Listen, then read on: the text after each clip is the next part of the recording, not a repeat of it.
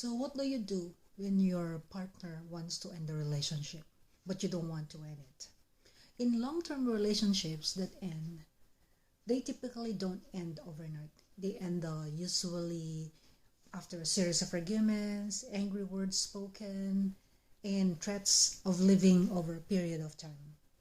The important point is that simply asking the other person to stay or pleading to make it work will often fall on deaf ears because there have typically been enough exhausted efforts that change nothing. So the living partner usually feels that they have already tried every possible way to make the relationship work. If you have a partner in a long-term relationship who wants to end the relationship and there has been a pattern of disconnection or conflicts for a significant period of time, the most crucial approach is for you to focus on yourself. You must have a transition into problem-solving mode and focus on anchoring yourself once again, which means not overly focusing or depending on a significant other, because the other person leaving triggers a sense of panic, desperation, and a lack of control, and you must focus on regaining your sense of control. How can you regain your sense of control? Consider the major areas of your life, including your work life, social life, financial circumstances, and your health, and set goals for it. Practice a good self-care by engaging in behaviors that will advance your life and make you feel functional, in control, and even proud of yourself.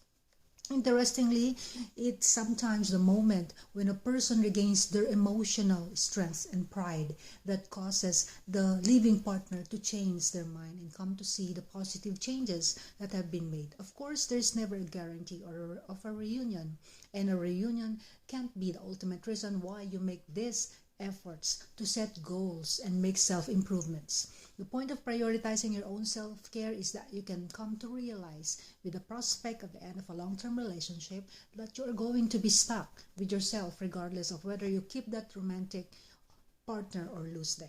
The most important two words to keep in mind as you navigate the potential end of a relationship are coping skills. When you think about coping skills, consider your repertoire of the two different types of coping skills: stimulating coping skills and relaxing or de-stimulating coping skills. And in order to reach a sense of mind and body balance, an individual must have a good mix of both coping skills in their weekly routine.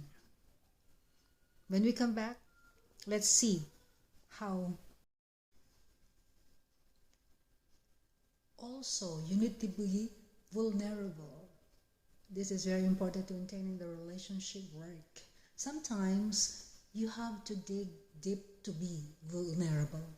Couples may find it surprising, but if each one becomes curious about one's own blind spots, discovers them, and then is courageous enough to share that vulnerability, it can help create deeper intimacy.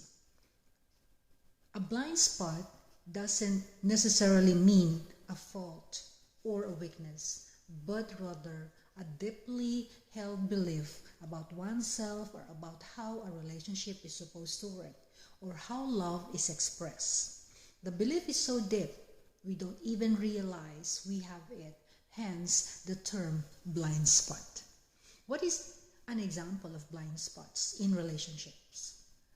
For example, one partner might discover that their tendency to micromanage people is actually related to their fear of abandonment, controlling the schedule of a loved one as a way to never be alone.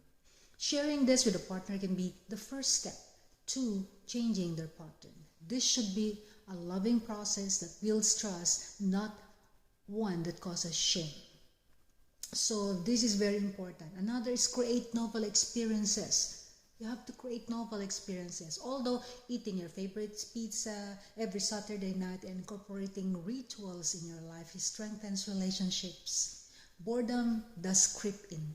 Therefore, you should shake things up. Pepper your routine with unpredictable date nights and moments of fun. Continuing with spontaneity, many years into a marriage is important. A according to some of the experts, they say that the simple steps to take your marriage from good to great is based on findings of on a groundbreaking study that followed by 373 married couples for over 20 years. So they found out that spouses felt like they were in a rut. In adventurous dates like rock climbing or learning a new language are out of the question now. Can you buy a trampoline or do something unexpected? Maybe you can find other ways to bring excitement to your relationship. So you have to focus on novelty, variety, and surprise. And it shows that after weeks of interesting dates, participants, they actually rekindled the love and the couples felt closer. So don't stop. No, surprise your love. Have a variety in your relationship. Focus on novelty. Another way to save your relationship or to keep your relationship in a very good situation, go to sleep at the same time. Perhaps you've already read that most American adults are not getting the 7 to 8 hours per night of healthy sleep. They need actually. But did you know that going to bed at different times negatively impacts you and your partner? For a healthier relationship, friends, head to bed at the same time. There are night owls and early birds who live on different schedules. And then there are those who work in bed while the other is watching Netflix in another room. Whatever the situation, synchronize your bedtimes. That is very important, folks. According to some of certified, psychologists, a certified sleep science quotes 75% of couples don't go to bed together. It's so bad, which has negative effects. Those with mismatched sleep patterns reports more conflict, less conversation, and have less sex than those who go to bed together. So this doesn't give you the go-ahead to dive under the covers and scroll through your social media while you are both in bed. Did you know that 51% of people who are married, living together, or in a committed relationship say their partner is distracted by their cell phone when trying to converse with them? 4 in 10 people are at least sometimes bothered by their partner's cell phone usage frequency. That's so bad, right? So spend time together with your partner, especially going to bed together. Yeah, especially nowadays with our busy schedules, different work schedules too. Sometimes, especially here in America, we tend, to miss this very special strategy to maintain the relationship. That's why no wonder. I'm not saying I've known a lot of friends been to divorce or separation because of this problem. So as much as we can avoid, this kind of pattern, that you don't sleep together as much as possible, as much as you can do, go and sleep together.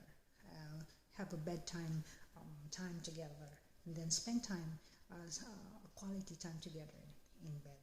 And that's I think when you do this, definitely you will realize and analyze that it is a vital part, of our relationship to maintain it well.